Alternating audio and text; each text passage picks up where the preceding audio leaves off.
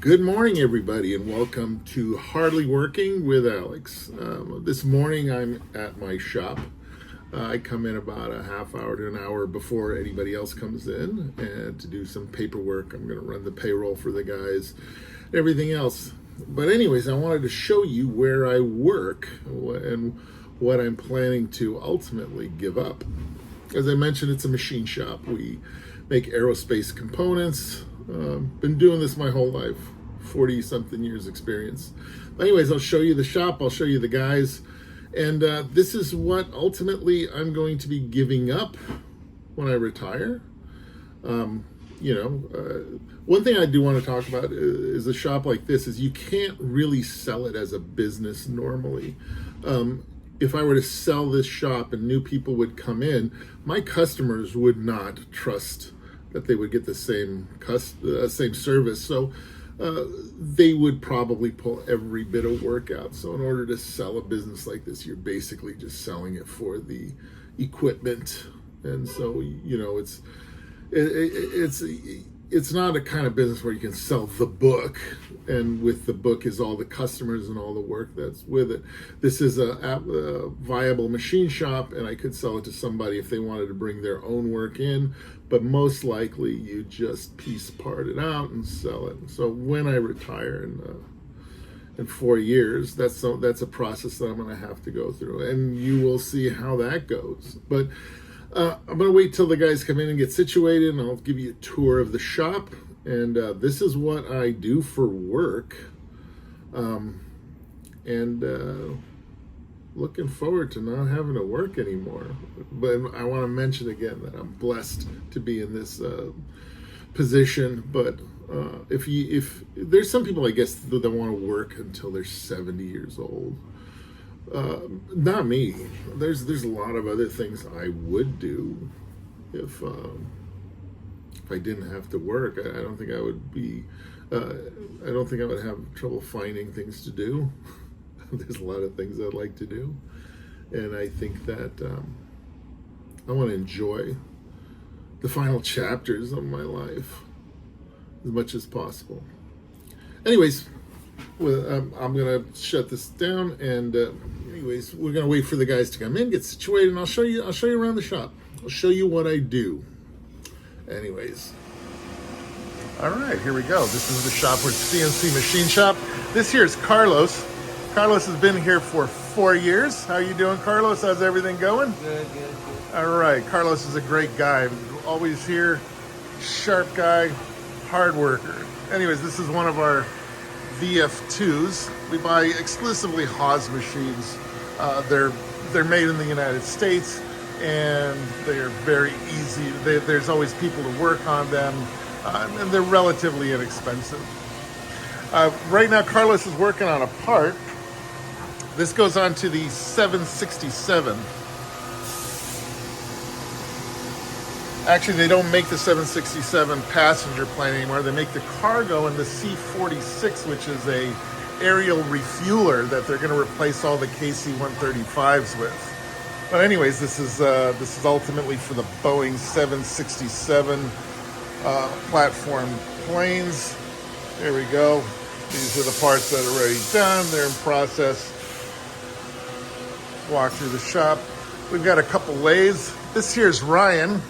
Ryan's been with us, I think, for over 2 years.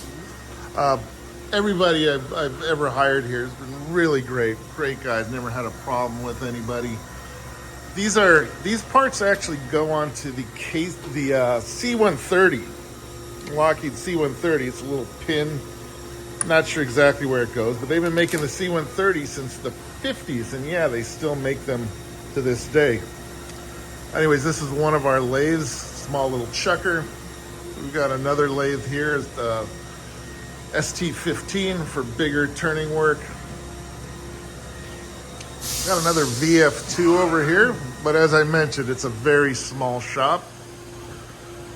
And that's it. Been doing this for 25 years. Been at this location for 9.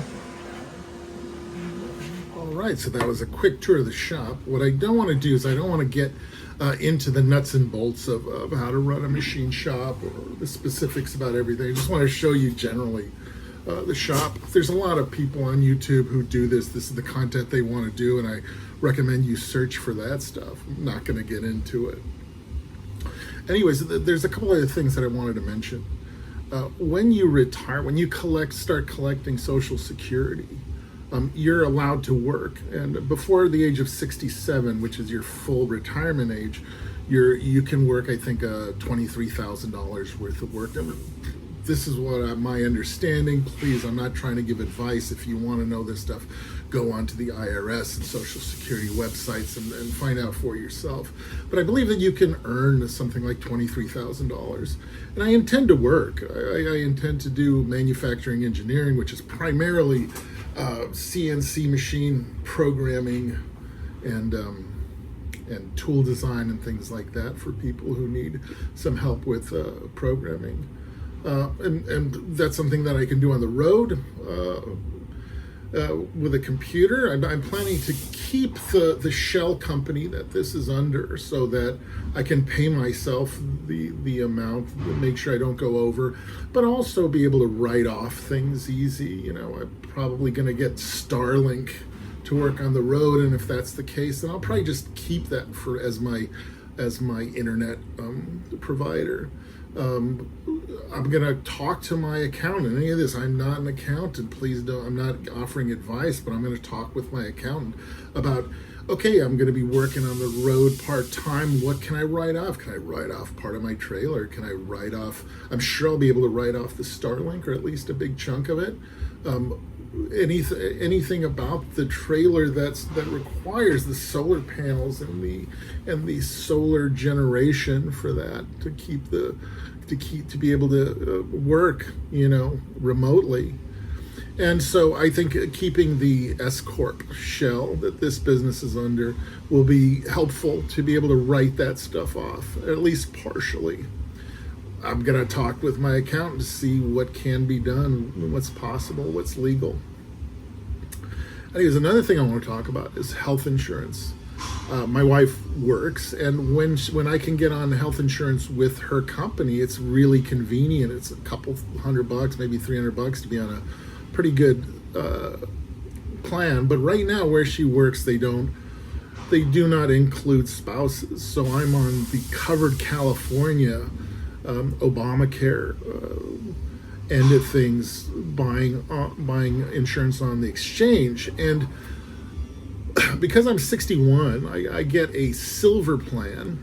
I try to get a good plan. I won't get too into it, but I mean, I pay $800 a month because between my wife and I, the amount we make, I don't get any credits or anything like that. So I'm gonna need to. I'm gonna assume that I'm just gonna be paying $800 plus. And it goes up every year, so I'm gonna be paying $800 to probably up to $1,000 until I qualify for Medicare. That's a big reason why I'm not retiring earlier. Now, if my wife gets a position that I can get insurance, and it's only going to cost a couple to $300 a month, and I feel comfortable she's going to be staying with that company, maybe I can do it a little bit earlier. But my assumption at this point, since I'm not getting it through my wife's work, is I'm going to be paying on the Covered California exchanges $800 plus a month for a silver level HMO type insurance policy. One thing that's good is we work a 4-10 week here, which is 4 days at 10 hours, and we're off Friday, Saturday, Sunday. That affords everybody 3-day weekends to go do stuff. And because I'm the boss, I can take a day off before or after and make it a 4 or 5 day thing. So I'm going to start doing excursions as I can. You know, though I'm working, I can have 3 to 5 day weekends, which is going to be really, really cool, really fun to do. And I think my guys appreciate it too, that they get 3-day weekends. You know, if there's a 3-day weekend for everyone else, it's a 4-day weekend for us.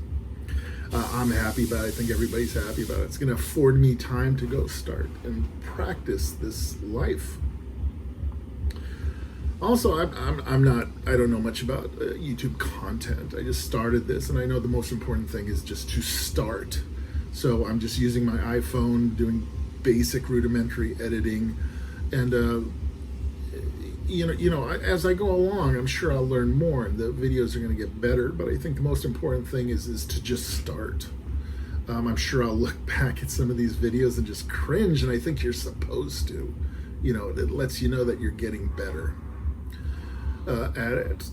Anyways, that's about it. This is related to what I do and how I'm going to transition out of it to more retired living and living on the road. And I hope this is helpful. I'm not that good on studying stuff and putting links in the thing. I'm gonna have to get better at that, but bear with me, guys. Anyways, I hope you guys have a great day, and I'll talk to you soon. The next thing that I'm going to do, I'm going out to Rocket Day, and I'm going to try to produce a video about Rocket Day, getting into more editing and things like that. I'm trying to produce something that looks a little slicker than this, but keep an eye out for that. I'll talk to you guys soon.